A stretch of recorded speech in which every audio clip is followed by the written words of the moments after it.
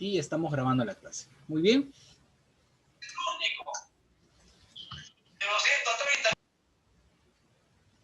A ver, chicos, su audio, por favor. Bien, a ver, chicos. Gobierno de Alberto Fujimori. Ahí está nuestro amigo Alberto Fujimori. Ya vimos la vez pasada que en las elecciones de 1990 él termina ganando, se impone a Mario Vargas Llosa. Alberto Fujimori era el famoso outsider. A ver, chicos, recuérdenme, ¿a qué me refería cuando yo decía esa palabra? Que él era un outsider. ¿Qué es el outsider? A ver, esa palabrita que está tan de moda en la actualidad, cada vez que hay elecciones dicen va a ganar el outsider. ¿Quién es el outsider? Cuando llega un candidato misterioso, ¿no contado? Desconocido, muy bien, dirá. Un candidato desconocido que nadie le para bola y que de la noche a la mañana se vuelve bien popular, ¿no? ¿Creerán, chicos, que en la actualidad la gente quiere votar por George Forsyth? Imagínense, el ex arquero de Alianza va a ser nuestro presidente. Ya algo más podemos pedir, algo peor para el Perú. Bueno, quién sabe, puede ser, ya que ningún candidato, ya que no hay, mire, es que no hay, mire, ponte que pasa segunda vuelta Forsyth y Keiko. La gente imagínate, va a ganar Forsyth porque va a ser el mal menor. O sea, ya en ese punto hay que analizar un poquito lo que va a pasar. O sea, estamos bien mal, de verdad.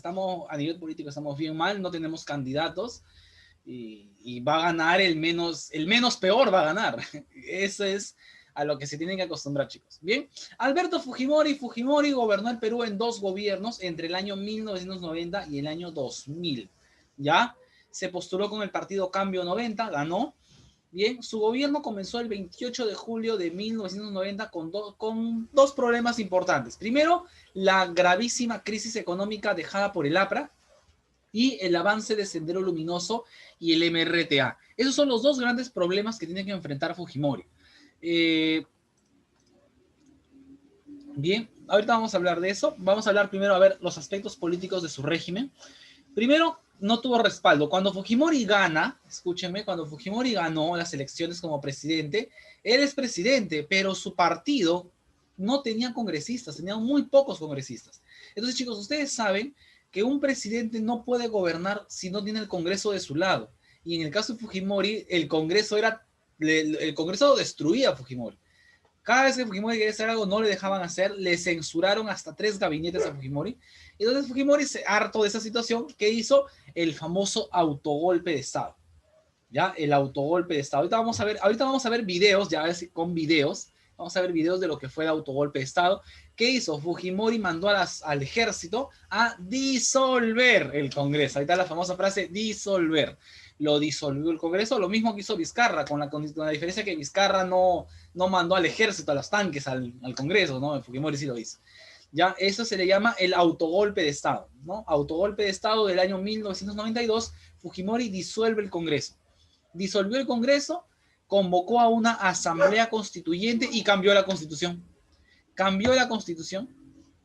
A ver, chicos, un ratito voy a cerrar mi puerta porque de ahí se mete mi gato y me está molestando.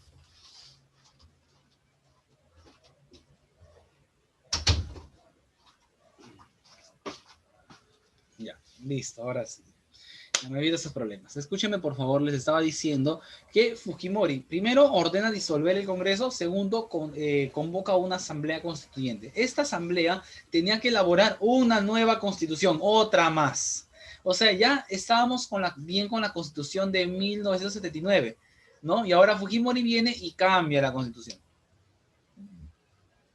¿Ya? Disuelve el Congreso, suspendió la constitución del año 1979, acá hay un error, el 79, y creó la constitución de 1993, que es la que tenemos hasta el día de hoy. Hasta el día de hoy, chicos, no ha habido un cambio de constitución. O sea, tenemos la misma constitución que el año 1993, ya es la que tenemos hasta el día de hoy. Y reorganizar el poder judicial, ¿ya? Entonces, todo eso hizo Fujimori en su primer gobierno de aspecto político. Disolvió el Congreso, cambió la Constitución, ¿no? Reorganizó el Poder Judicial, ¿no? Ese es el llamado autogolpe de Estado de 1992, ¿no? Bien, ¿qué más tenemos? Fujimori buscó el apoyo en las Fuerzas Armadas, creando el servicio, bueno, en el Servicio de Inteligencia Nacional, el SFIN, el famoso SFIN. ¿Quién fue la mano derecha de Fujimori? El conocidísimo Vladimiro Montesinos, ¿no? Asesor de Fujimori y al que se les indica como el principal culpable de todo lo que pasó en el gobierno de Fujimori, ¿no? Entonces, todo eso. Bien. Fujimori, dice, se comprometió a convocar elecciones para el Congreso Constituyente Democrático, ¿no? Y obviamente, Fujimori convoca elecciones para un nuevo Congreso, ¿y quién creen que fue mayoría en el nuevo Congreso? Fujimoristas. Ah, qué curioso. Fujimori disuelve el Congreso porque no tiene mayoría, lo disuelve y cuando lo vuelve a armar, ahí todos son fujimoristas. Es algo bien curioso, o no curioso, chicos, es un sarcasmo simplemente que Fujimori buscó esto, ¿ya? Los fujimoristas obtuvieron mayoría absoluta, claro, con el presidente o teniendo el poder de esta manera, era obvio que iba a pasar esto, ¿no? Fujimori obtiene total apoyo del Congreso, se hizo la Constitución de 1993 y se la ratificó con un referéndum. Para el año de 1995, Fujimori terminó su primer gobierno. Ya, Fujimori terminó su primer gobierno. ¿Qué pasó cuando Fujimori termina su primer gobierno? La Constitución decía que solo podía haber una reelección. O sea, Fujimori se postula y se reelige, ¿no? Se postuló y se religió porque la Constitución le permitía reelegirse por una vez. Bien. ¿Contra quién compitió Fujimori en esa elección? Con Javier Pérez de Cuéllar. Javier Pérez de Cuéllar, este señor que ves aquí, es un peruano que llegó a ser secretario general de la ONU. Imagínate, el hombre más poderoso de la ONU. Y era un peruano, ¿ya? Y contra él compitió Fujimori. Fujimori ganó las elecciones. Muchos dicen que con fraude, otros dicen que fue legal, pero bueno, la cuestión es que ganó Fujimori, ¿ya? En estos nuevos 5 años empiezan a aparecer denuncias. Ya comienzan a aparecer denuncias sobre violación a los derechos humanos, sobre atentados del gobierno, ¿no? Se controlaba demasiado la libertad de expresión. O sea, empiezan a aparecer un montón de denuncias graves sobre el régimen de Fujimori. Pero a Fujimori eso le daba altamente igual porque él tenía controlado todo el poder. ¿Ya? Para el año 2000, que Fujimori terminó su gobierno, yo recuerdo en ese año, yo tenía 8 años, ¿ya? O sea, todo lo que les estoy contando, chicos, es lo que yo he vivido, ya lo que yo he vivido. En el año 2000, Fujimori se postuló con el partido Perú 2000, así se llamaba su partido, Perú 2000, y salía bailando y toda la cuestión. Se presenta a reelección, pero profesor, ¿no que Fujimori solo podía reelegirse una vez? Ya se reeligió una vez. Ya, entonces Fujimori, ¿cómo se postula nuevamente? Él hizo la famosa atención porque esta es la pregunta del foro. Atención a esto lo que les voy a decir. El día de hoy me tienen que responder esto en el foro. Fujimori va a hacer uso de la interpretación auténtica de la Constitución de 1993. Acuérdate, la interpretación auténtica. A esto, a ver, ¿qué era lo que Fujimori decía? Escuchen, ¿qué era lo que Fujimori decía? Fujimori decía lo siguiente. Cuando yo gané, eso dijo Fujimori, cuando yo gané cuando estaba vigente la Constitución de 1979. Entonces yo gané con esa Constitución. Luego de que yo gano, yo cambio la Constitución para 1993, ¿no? Y esa Constitución permite una reelección. Entonces, cuando Fujimori ganó en 1995, él dice, para 1995 era mi primer gobierno con la nueva constitución. Y como esa nueva constitución permite una reelección, entonces eso quiere decir que yo me puedo postular otra vez más. Esa fue la dichosa interpretación auténtica. O sea que como la constitución permitía una reelección, Fujimori dijo, para esa nueva constitución, yo recién empecé a gobernar en el 95, porque en el 90 era otra, era la antigua. Entonces yo gobernaba, cuando yo gané en el 90, gané con la antigua, en el 95 sería mi primer gobierno con la nueva y puedo reelegirme una vez más. ¿Qué fue eso? La interpretación auténtica de la Constitución. A ver, chicos, ustedes que son recontra inteligentes, recontra hábiles, díganme, ¿qué opinan de esa coartada de Fujimori para volver a postularse? ¿Qué piensan ustedes? A ver, quiero escucharlos. A ver, ¿algún valiente o empiezo a decir nombres? Ajá, muy bien, ya David me está contestando por el chat. A ver, ¿alguien más? ¿Alguien quiere decir qué opinan ustedes de esta dichosa interpretación auténtica de la Constitución? La cambió a su favor. Claro, claro, la cambió a su favor. Eso es obvio, ¿no? Esto es una coartada, es como cuando tu ex quiere regresar contigo y tú le dices, oye, pero cuando tú estabas con otra chica. No, es que en ese tiempo teníamos problemas.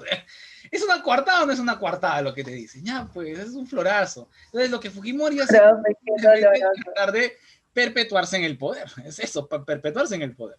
Eso es una jugada, como dice que ya no, fraude, es un fraude. Es una jugada para perpetuarse en el poder. Fujimori está siguiendo los pasos que Leguía. ¿Se acuerdan que yo les dije cuando hicimos Oncenio de Leguía? El presidente más parecido a Leguía es Fujimori. Leguía gobernó 11 años, Fujimori 10. ¿Ya? Fujimori gobernó 10 años. Conclusión que en el año 2000, Fujimori se postuló. ¿Ya? Fujimori se postula y gana. El problema es que Fujimori gana cuando la gente no había votado por él. No había votado por él. Y ganó. ¿Ya? Ganó. Entonces, eso se demostró que es un tremendo fraude que ha habido. Ya lo que ahora está pasando, han visto que está pasando en Estados Unidos, que dicen que el nuevo presidente ha ganado con votos de muertos. Eso es fraude, ¿no? Ajá, eso es tremendamente fraude, querer perpetuarse, agarrarse del poder, ¿ya? El 28 de julio del 2000 Fujimori juramentó por tercera vez, pero aquí se le cayó todo, ¿por qué? Porque para ese tiempo le surgió un opositor a Fujimori y el que se le debe enfrentar es nuestro queridísimo, tan popular Alejandro Toledo, ¿no? El cholo sano y sagrado de Yankar, ¿ya? ¿No? Me encanta el personaje de Toledo, pero no el Toledo real, sino el Toledo que lo parodiaban en el especial del humor, es un mate de risa. Pero bueno, Toledo va a enfrentarse a Fujimori y va a convocar a la marcha de los 4 suyos, que ya lo veremos en la próxima clase, ¿no? Y ahí se descubre pues un montón de irregularidades, se destapa los crímenes, la corrupción del régimen, no consiguió mayoría en el Parlamento. Como Fujimori no consiguió congresistas en mayoría para el Congreso, ¿qué hizo Fujimori? Empezó a pagarle dinero a, digamos, yo soy de un partido político, yo soy del, a ver, ¿cómo te lo puedo decir? Yo soy de Solidaridad Nacional, pero viene Fujimori, o mejor dicho, manda a su asesor, y en una sala me dice, ¿sabes qué? Mira, tú eres de tu partido, ¿verdad? Ya, te pago $10,000 y cámbiate al Fujimorismo. Y así. O sea, ¿eso qué quiere decir? A eso se le llama a los congresistas tránsfugas. Un tránsfuga es un congresista que estando en un partido se vende por dinero para cambiarse a otro partido. Cuando Fujimori no obtiene mayoría en el Congreso en el año 2000, empezó a comprar. Y ya que en el Perú todo el mundo, ¿sabes que con la plata baila el mono? Todo el mundo, los que fueron llamados, empezaron a venderse al régimen. Fujimori no solo, chicos, no solo compró congresistas, compró periodistas, compró dueños de canales de televisión, compró empresarios. Son una red enorme de corrupción que tenía este régimen fujimorista. Muchos congresistas se pasaron a la fiesta del fujimorismo por dinero, ese es el transfugismo. Lo que no sabían es que todo estaba siendo grabado, y todo estaba siendo grabado por el mismo Vladimiro Montesinos. Montesinos, chicos, es un hombre inteligente. Montesinos sabe que un día se puede destapar todo esto, y Montesinos dice, si me agarran a mí, yo no voy a caer solo, pues no tienen que caer todos conmigo. Y por eso Montesinos siempre, como un seguro de vida, grababa todo, ¿no? Grababa todo. Hasta que finalmente pues se destapa todo eso. Ahora sí, vamos con el aspecto económico, ¿ya? ¿Se acuerdan que el Perú estaba muerto económicamente cortesía de Alan García? Con la hiperinflación, los bancos, los mercados negros, los paquetazos, las colas. Vargas Llosa dijo, si yo gano hay que aplicar el shock económico para que Perú resucite. ¿Qué dijo Fujimori? No voy a hacer shock si Perú si gano, ¿no? Conclusión, terminó ganando Fujimori, aplicó un modelo neoliberal. Chicos, el modelo neoliberal, escuchen por favor y luego me dan su opinión. El modelo neoliberal de Fujimori significa que el Perú agarró y remató todas las empresas. O sea, todas las empresas peruanas las vendió a otros países. ¿Ya? Las vendió. Entel Perú la vendió a Telefónica, ya vendió todo, vendió en el Perú, algo así, lo vendió a Edelnor, vendió, remató minas, empresas, todo lo que lo vendió a otros países, ¿ya? A precios ridículos, supuestamente para fomentar que el Perú vuelva a tener dinero o algo así, ¿ya? Eso ha creado un problema a la larga. ¿Por qué? Porque este dichoso método liberal, ¿qué es lo que provoca? En la actualidad, ¿la riqueza del Perú la gozan los peruanos o la gozan otros países? A ver, hablen. Otros países. Otros países. ¿Quién se lleva? Pregunta, cuando tú te vas a comprar cosas a Plaza Vea, ¿Quién se beneficia de ese dinero? Perú no, siempre sabes es chileno. Won es chileno, Metro es chileno, Totus es chileno. Cuando tú pagas tu recibo de luz a Elnor o a Enel, que es ahora, ese dinero es para el Perú, parte se da para el Perú, pero Enel es chileno, Luz del Sur es chileno, ¿ya? Cuando tú vas a la Shouter Corporation, esa empresa es de otro país. O sea, los minerales, las minas de Perú están en manos de otros países, ¿ya? Así sucesivamente. Hay muchísimos ejemplos. La única empresa que en la actualidad es del Estado es Sedapal, imagínate, ¿ya? O sea, tenemos un gran problema. Y esto es consecuencia de la economía neoliberal de Fujimori, ¿ya? En ese tiempo dio resultados, en ese tiempo, pero han pasado 30 años. Y en 30 años en el futuro nos damos cuenta de que este modelo no sirve. No sirve este modelo, ¿por qué? Porque este modelo solo sirve para depredar al Perú y para beneficiar a las grandes empresas extranjeras. Y no beneficia al pueblo peruano, ¿ya? ¿Qué más hizo Fujimori? El Fujishock, ¿no? Lo que dijo que no iba a hacer, lo hizo. Aplicó el famoso Fujishock. Eso cambió la moneda del Inti al nuevo sol. Por eso es que ahora tienes tú los nuevos soles. Hasta el día de hoy se mantiene eso. Y el Perú se reinsertó en el sistema financiero mundial. Ya salimos de esa tontería de pagar el 10% de la deuda externa y todo eso. ¿Ya? El ministro de Economía fue Carlos Boloña. Este señor es el culpable de que se empiecen a vender todas las empresas. Aeroperú, Electrolima, Compañía Peruana de Teléfonos, todo se vendió y se volvió Telefónica, que ahora es Movistar, del Nor, ahí teníamos el famoso Aerocontinente, luego fue LAN, ¿no? Y hubo un despido masivo, se empezaron a despedir masivamente a la gente se quedaba sin trabajo, se implementó el sistema de trabajo CAS, ¿no? Se cerraron los sindicatos, ya nadie protestaba, no había huelgas porque te mandaban a la policía, te metían balas y hacer huelga. Imagínate, se perseguían a los opositores del gobierno, se los desaparecía. Es terrible, todo es terrible. ¿Ya? Tras 10 años de gestión de Fujimori, ¿qué pasó? ¿La economía creció? Sí. ¿Se detuvo la inflación? Sí. ¿Llegaron inversiones privadas? Sí, llegaron empresas privadas. ¿Se recuperó el crédito internacional? Sí. ¿Creció el empleo? No, no creció el empleo, se desapareció. O sea, todo esto benefició a las grandes empresas. ¿A quién se perjudicó? Los empleados. Los que tenían un trabajo estable, despedidos, chao, a tu casa. Eso aumentó el comercio ambulatorio, eso aumentó la informalidad, lo que somos ahora. Lo que somos ahora. ¿Ven, chicos? O sea, nunca hay que pensar en algo a corto plazo. Siempre tienes que tener tu mirada puesta en, de acá, proyéctate 10, 20 años, si te va a resultar tu plan o no. No, esa es una gran realidad que tenemos. En el aspecto internacional, tenemos un problema con Ecuador. En el año de 1942, cuando Perú tuvo la última guerra con Ecuador, que ganábamos con Quiñones de héroe y todo eso, Perú y Ecuador se comprometieron a cerrar la frontera con el protocolo de paz, amistad y límites de Río de Janeiro, ¿verdad? Pero sin embargo, Ecuador no cumplió y Ecuador dejó un pedazo de territorio sin cerrar. O sea, la frontera entre Perú y Ecuador no se había cerrado. Y eso nos llevó a la guerra del Cenepa. Año 1995 se va la guerra del Cenepa, ¿ya? En la que los soldados peruanos lucharon para desalojar a los ecuatorianos invasores, ¿no? Que se habían instalado en Tiwinza. Esa guerra, a ver, ¿qué les puedo decir? Los ecuatorianos nos estaban ganando. No, no les voy a mentir, chicos, los ecuatorianos nos estaban ganando la guerra. Pero es increíble, Ecuador nunca nos había podido ganar una guerra, pero por descuido, negligencia del propio gobierno, para esta ocasión Ecuador ya nos estaba ganando. Hasta que finalmente se llegó a firmar la paz, se metió Brasil, se metió Estados Unidos, Chile, los de siempre se metieron de árbitros y se firma el Acta de Brasilia. Con el Acta de Brasilia se compromete tanto Fujimori como el presidente de Ecuador a cerrar la frontera de una vez por todas y hasta el día de hoy ya no hay más problemas. ¿Ya? Perú, como siempre, entregando territorios, le entregó 1 kilómetro cuadrado a Ecuador en la zona de Tiwins. No somos Perú si no entregamos territorio, acuérdate. Si Perú no entrega territorios, no es Perú. Bien, aquí tenemos el final del régimen, eso lo vamos a ver después. Algo que me... ya, acá está. Esto también tengo que explicarlo. Fujimori empezó a perseguir a sus opositores políticos. Cada persona, periodista, que se atrevía a cuestionar al gobierno de Fujimori era destruido.